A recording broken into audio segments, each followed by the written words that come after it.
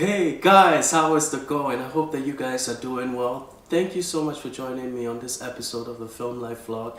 As you can see here, I've assembled quite a few cameras here, and that's because today I have a really special topic that I want to talk about.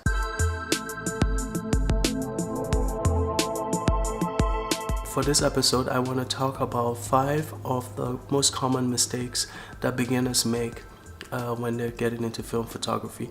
And this will be based on my own experiences, and I think experiences that will be shared amongst a lot of you that are started off. So just the other day I was watching a YouTube video.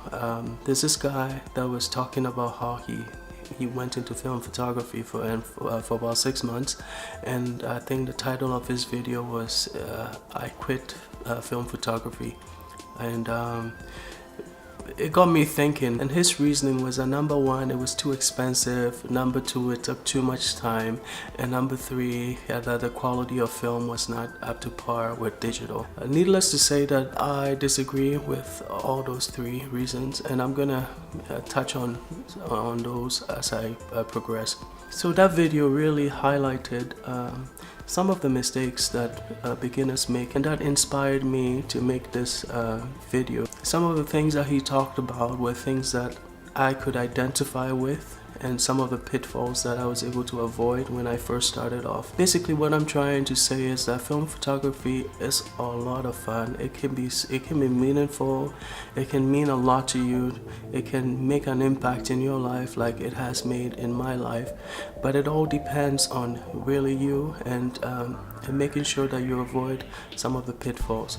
Now, I'm not gonna claim that my list is exhaustive, or that it may apply to your particular situation, but I believe that there will be some of these points that will actually apply to you, and you may find them to be helpful.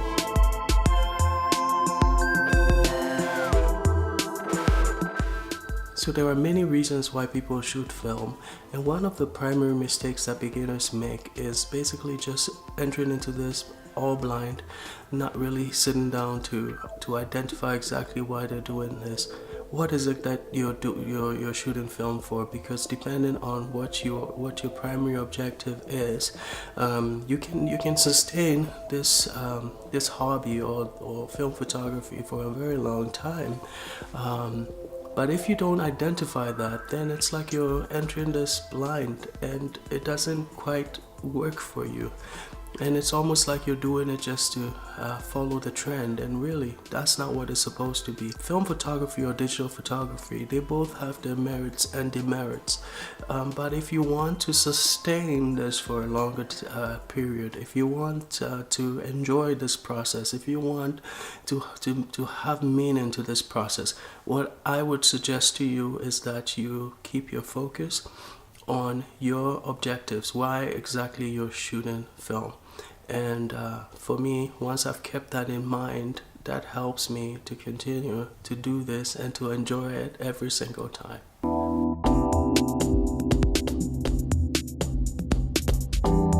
Now, the second mistake that beginners often make is choosing the wrong camera. Imagine if you're a beginner and you see something like this and you find this to be so attractive, and all you want is this, and you just jump right into this, straight into medium format with a camera like that.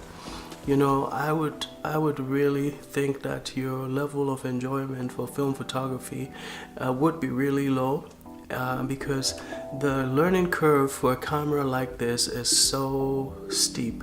There is just so much to learn. It's not just about loading the camera itself. You have to learn about the techniques with operating the camera.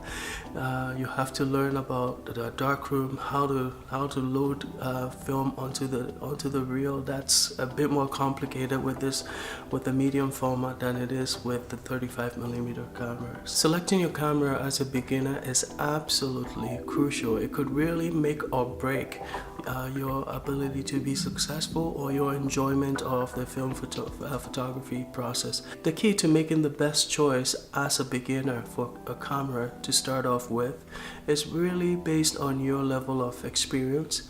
It's based on your level of expertise. is based on your needs even, and that circles back to the first point that I made, is why are you into film. It's based on whether or not you have the time to learn with this particular camera that you want to start with. It could be a fully manual camera that's best suited to your needs, or it could even be a camera that is mostly electronic, that can help you transition into film more easily if you're a digital photographer and you want to start with a camera like that. This may be a better option for you. It could even be that if you're just interested in dabbling in street photography and you don't really have the time to get too deep in film, it could be that you just need a point and shoot camera, which is quite easy to operate. You don't have to have any time to learn these cameras. You just basically learn how to load them with film and you shoot, right? So that may be the perfect camera for you, depending on your needs and depending on the time you have, or depending on your level of expertise. Personally, I would not recommend you jumping straight into medium format if you are a beginner. And that's a mistake that some people will make. Oh, and trust me, I've made my share of mistakes. And the choice of camera that you decide on is not just about the camera itself and the complexity of operating the camera, but it's also about the film and the type of film that goes into the camera. And I'm even talking about for medium format. If you decided to go with two cameras like this here, they may look similar. They're both folding cameras, but the difference is that this one takes 620 film and this one takes 120 film.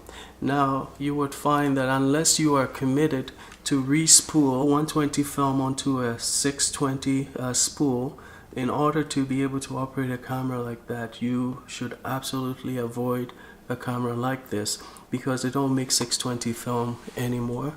I did a special video on how to do that, how to re-spool 120 film on 620 spools, and I will put a link in the description of this video below.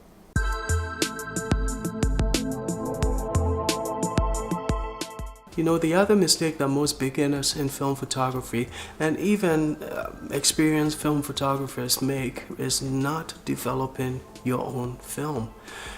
I don't understand why anyone would want to spend so much money in going to a lab to develop single roll of film or 2 rolls of film. I know that the least that you could pay to develop a roll of film in a film lab is about $15, and that's just a basic package.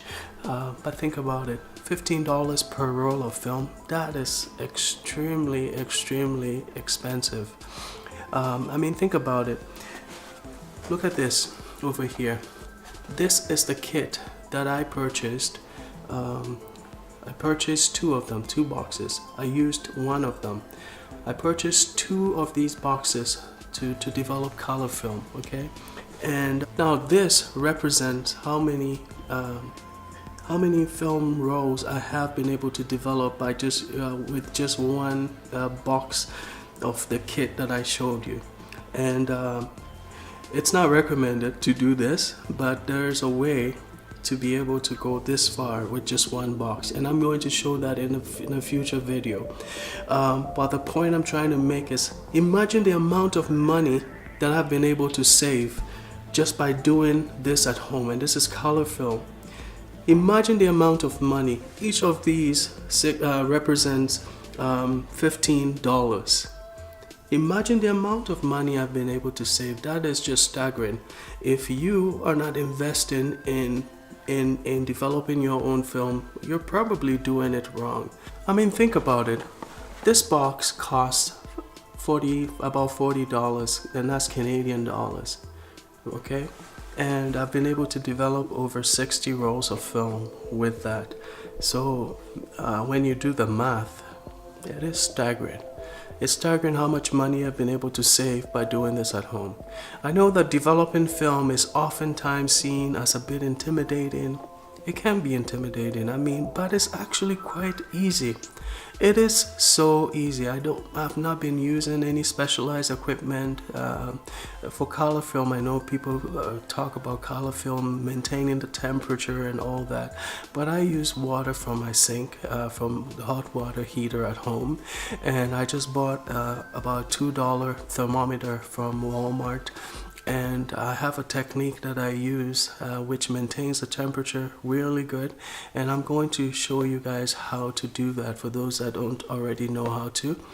And I must say that, look, the technique is easy.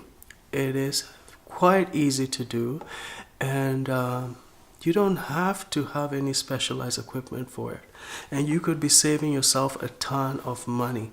So that if you're not doing that, your finances will take a hit, because shooting film, it can get pretty pricey. Imagine if I were to try and take all those rolls to a proper film lab, that would cost me a fortune, right?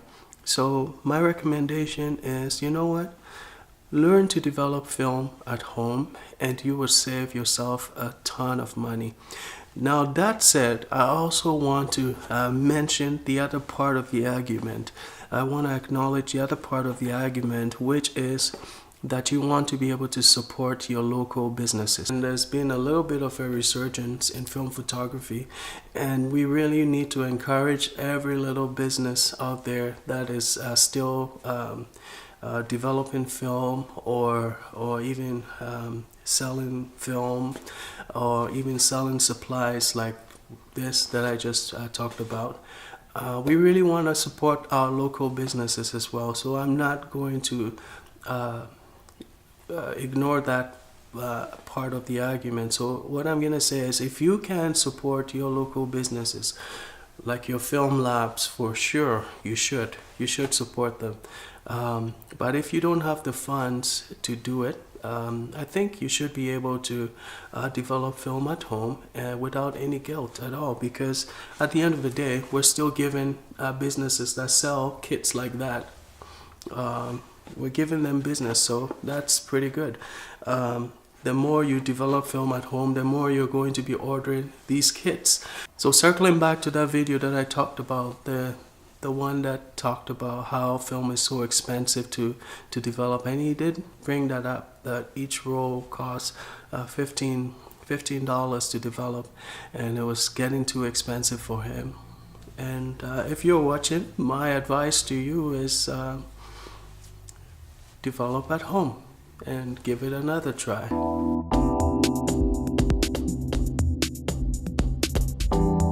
If you're coming from digital photography, where you're used to spray and pray, I guess that's the term, that you spray and pray, you just keep shooting and shooting and shooting, hoping that a few of them will turn out good. It doesn't work like that in film photography, to put it bluntly, and you need to adjust your mindset.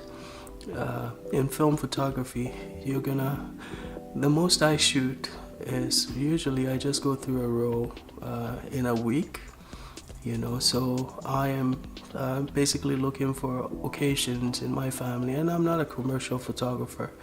I do this for my family, and this loops back to my first point, is why exactly are you shooting film? For me, I'm shooting my family. That's my stated goal. That's my stated objective. So I don't look to the left or to the right. I don't compare myself to a commercial photographer because that would not be helpful. So when I'm shooting, I'm just shooting my children, and I'm more than happy to do that. And I'm looking for special occasions. I'm looking for special moments at home, in the house. I'm looking for times when we're out and about, walking in the park. I always want to capture that. I want to capture those special moments for the sake of posterity. I want to capture that for my children when they're older, and I want to capture that for their children when they're of age. They can see how their parents looked like when they were kids, right? So I'm thinking ahead, and I'm planning, and I'm doing all of that. and I tend to go through about a roll a week, which is not really too much. The beauty of film photography is the ability to allow this to slow you down. The cameras will slow you down. If you happen to have an automatic camera like this one here, which can shoot up to 3 frames a second, I would still recommend that you slow down. Slow down to a pace where you could appreciate the composition, where you could appreciate the lighting, your subject, interact with your subject, just enjoy the environment, enjoy the moments. That's what makes film photography so special to folks like me, and that's what makes it so attractive to folks like me. So if you want to enjoy your experience in film photography, I would highly recommend that you slow down. Allow the processes to slow you down. It's not a disadvantage. There's nothing wrong with slowing down. Okay, I know that the current culture, everything is about speed and convenience, but in film photography, less is more. The fewer shots you shoot, the more you get from that whole experience. And it is true, I know a lot of you out there who shoot film and digital as well. You will probably agree with me that that's what makes film photography, one of the things that makes film photography really, really special.